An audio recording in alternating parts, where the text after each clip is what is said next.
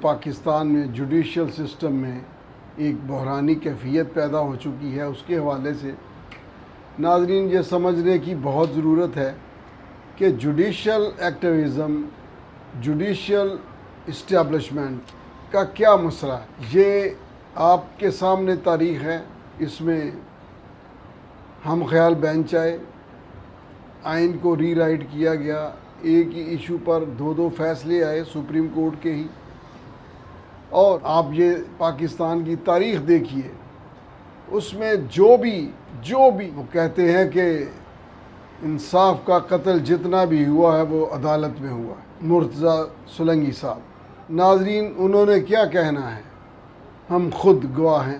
دراصل یہ ایک منوپلی ہے، یہ اجارہ داری ہے،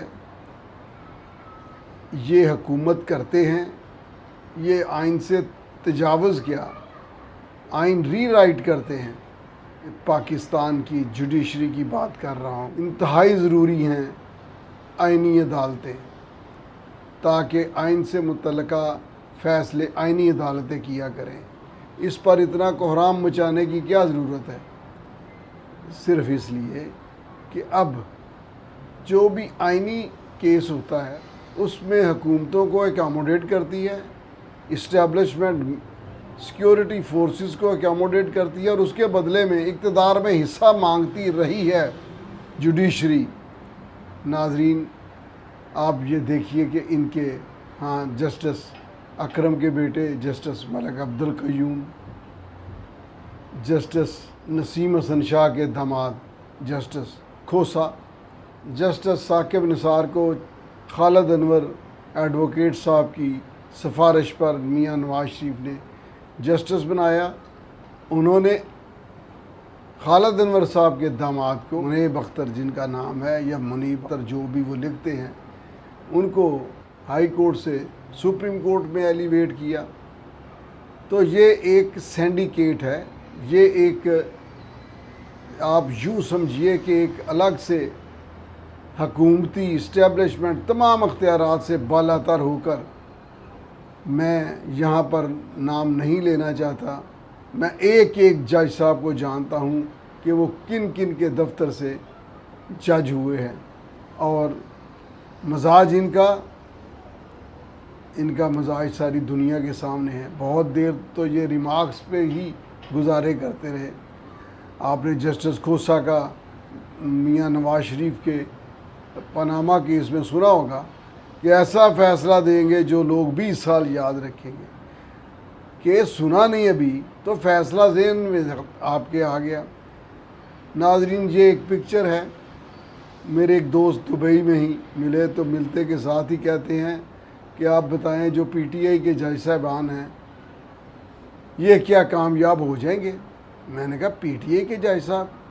کہنے لگا جی ہاں، سپریم کورٹ میں جو یہ 6، 8، 5 کے یہ جتنے بھی رہے ہیں یہ ہم خیال بینچ، ان کی شکل دکھائیں اور ساری دنیا کہے گی کہ فیصلہ کون کرے گا، یہ کس پر فیصلہ کریں گے۔ ناظرین یہ فیصلہ بانی پی ٹی آئی کے حق میں کرتے ہیں، اس کی پارٹی کے حق میں کرتے ہیں، اس لیے کرتے ہیں کہ میاں نواز شریف نے 2 دفعہ دیکھ لیا، پیپلز پارٹی نے تو خیر عدلیہ پہ کبھی بھروسہ ہی نہیں کیا، نہ میڈیا پر۔ اب اگلے دن میں نجم سیٹھی صاحب کا تجزیہ سن رہا تھا، کمال آدمی ہے کہ جی عدلیہ بھی تو عوام میں سے ہے، اور اس تو عدلیہ پھر عوام کے ساتھ جاتی ہے۔ نجم سیٹھی صاحب، ذوالفقار علی بھٹو صاحب کی مقبولیت، جینون مقبولیت، عدلیہ گئی عوام کے ساتھ۔ محترمہ بے نظیر بھٹو صاحبہ کی جینون مقبولیت، عدلیہ کبھی گئی ان کے ساتھ؟ آپ یہ کیسے کہہ سکتے ہیں کہ عدلیہ جو ہے وہ اب چونکہ مقبولیت اور عوام، اور آج میں یہ بتا دوں آپ کو بھی پتہ ہے کہ مقبولیت بہت بڑی میتھ ہے۔ یہ جیسے انتخابات ہوئے، جو لوگ آئے ان کے پیچھے، جو آپ دیکھیے ہمارا سب سے مضبوط مربوط ادارہ، اس کے لیے کیا کچھ کرنا پڑا۔ اس کی تطہیر کے لیے کیا کرنا پڑا؟ جنرل فیض حمید جیسی شخصیت کو گرفتار کرنا پڑا، اور یہ کوئی ایک رات یا ایک دن کا واقعہ نہیں تھا، اس کے پیچھے ایک بہت بڑا ادارہ جاتی فیصلہ تھا، اس کے پیچھے بہت بڑا نقصان ہو چکا تھا، ایک پرسنالٹی ڈس آرڈر کا پیشنٹ سلیکٹ کیا گیا۔ کس لیے کیا گیا؟ اس لیے کیا گیا کہ حکومتیں اپنی مرضی سے بنیں اور عمل دخل ہو۔ اب اس میں صرف اسٹیبلشمنٹ کا خیال نہیں ہوتا، عدلیہ کا بہت بڑا سٹیک ہوتا ہے گورنمنٹ میں۔ اب دیکھیے، سب کو معلوم ہے کہ جسٹس افتخار نے بلیک میلنگ کے ساتھ 19ویں ترمیم بنائی تاکہ ہم خود ہی اپنے لوگوں کا فیصلہ کرتے پھریں۔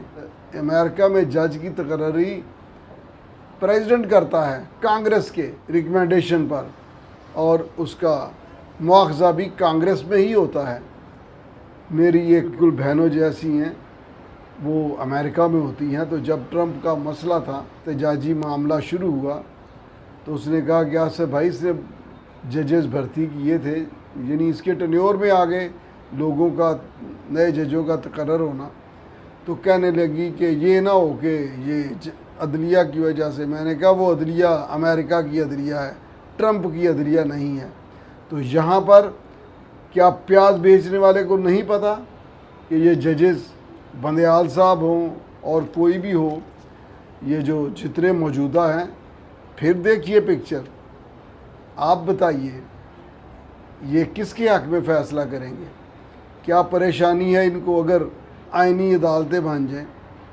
میں یہ سمجھتا ہوں کہ یہ ایک پرانا ڈیموکریٹک مطالبہ تھا، ڈیموکریسی ایکارڈ جو محترمہ بے نظیر بھٹو صاحب اور میاں صاحب کے درمیان ہوا، اس میں بھی اس کی ڈیمانڈ کی گئی، اور وقت کا بھی تقاضا ہے۔ اور مجھے ان دانشوروں پر بڑی حیرانگی ہوتی ہے جو کہتے ہیں وقت دیکھیں، ٹائمنگ بڑی۔